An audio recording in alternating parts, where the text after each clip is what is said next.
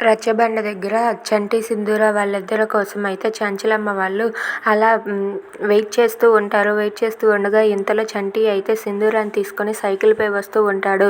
సింధూర అయితే మొక్కజొన్న పొత్తు తింటూ అలా ధీమాగా వస్తుంది. అది చూసి చంచలమ్మ అయితే చాలా కోపంతో రగిలిపోతూ ఉంటుంది.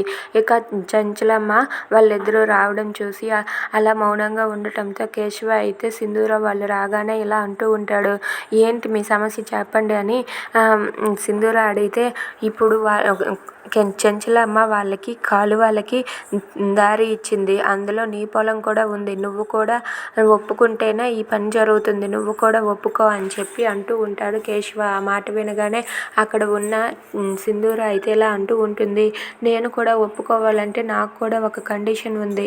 అదేంటంటే చంచలమ్మ గారు, మేము ఏ తప్పు చేయలేదు. మా ఇద్దరం ఇష్టపడ్డం, ప్రేమించుకున్నాం, పెళ్లి చేసుకున్నాం. అందులో ఏ తప్పు లేదు.